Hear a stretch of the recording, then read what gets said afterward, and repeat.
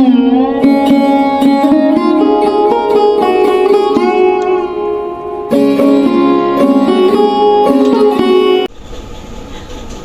বন্ধুরা, আসসালামু আলাইকুম। আমি আবার আসছি একটা নতুন রেসিপি নিয়ে। তো এই তো আমি আজকে হাঁস বোনা করে দেখাবো। তো হাঁসের কি রেখেছি, আমি এখানে একটা হাঁস পরিষ্কার করে রেখে দিয়েছি, কেটে পরে দেখাবো। এখানে আছে 2 কাপ পেঁয়াজ কুচি, আছে এখানে জৈতি গোলমরিচ বাটা, আছে এখানে হলুদের গুঁড়া, মরিচের গুঁড়া, ধনের গুঁড়া, আছে এখানে 2টা এলাচ, 3-4টা এলাচ, 2টা খাল, একটু আদা বাটা, 3টা কাঁচামরিচ। সহজে আমি আজকে হাঁস বোনা করে দেখাবো, সঙ্গে 2টা আলু দিব।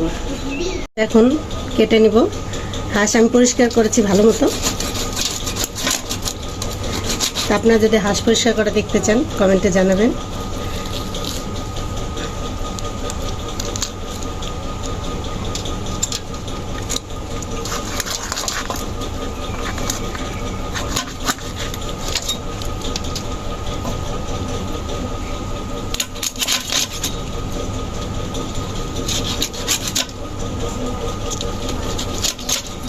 তো আমি হাঁসের ভাবে কেটে নেব সবগুলো।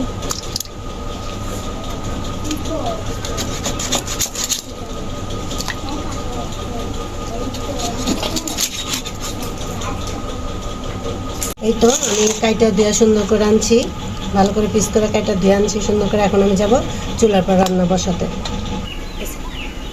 এই তো কড়াইটা আগে বসায় দিচ্ছি আমি। এখন দিয়ে দেবো তেল পরিমাণ মতো। তেলটা গরম হয়ে গেলে দিয়ে দেবো পেঁয়াজ কুচি। গরম হয়ে গেছে, দিয়ে দেবো 2 কাপ পরিমাণ পেঁয়াজ কুচি।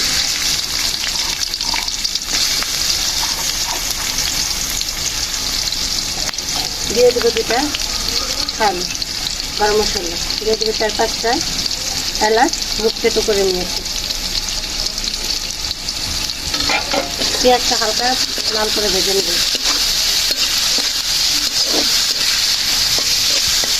স্বাদ মতো লবণ, মানে পেঁয়াজটা তাড়াতাড়ি লাল গলে যায় বা সিদ্ধ হয়ে যায়।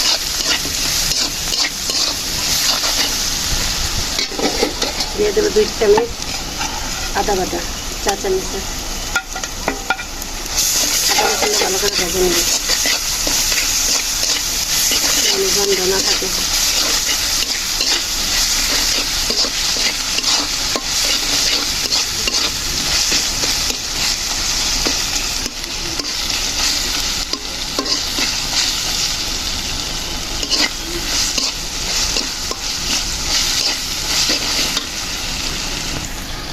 দিয়ে দেবো হলুদের গুঁড়া, মরিচের গুঁড়া, ধনের ফাঁকি।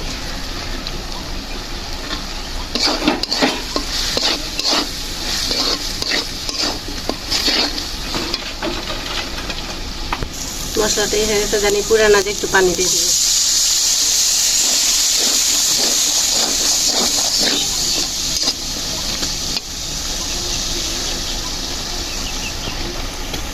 কতটা পানি ছাড়ছে কষানোর সময়। আমি এখন দিয়ে দেবো জৈতি জয়ফল বাটা। এখানে জৈতি জয়ফল পোস্ত দানা।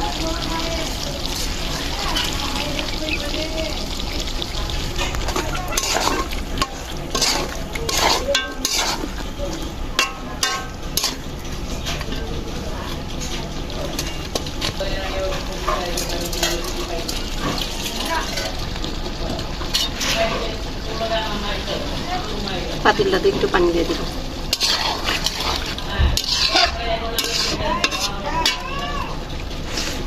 দিয়ে দেবো 2টা আলু।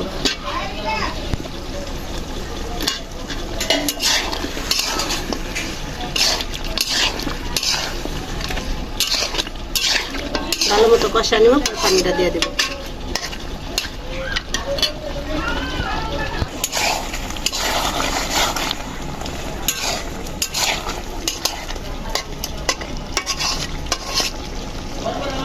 ঢেকে দেবো।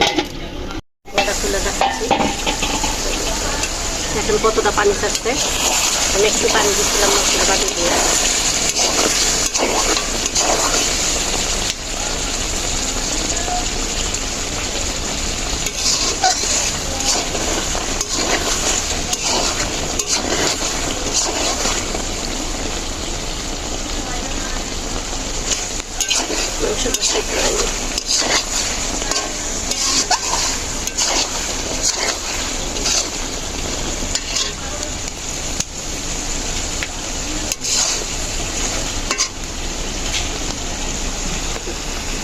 এখন আমি পানি দিয়ে দিব।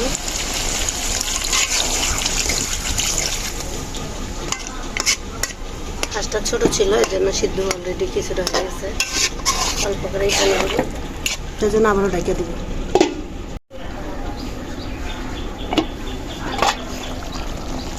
মুখটাকে ঢুকিয়ে দিয়ে দেবো।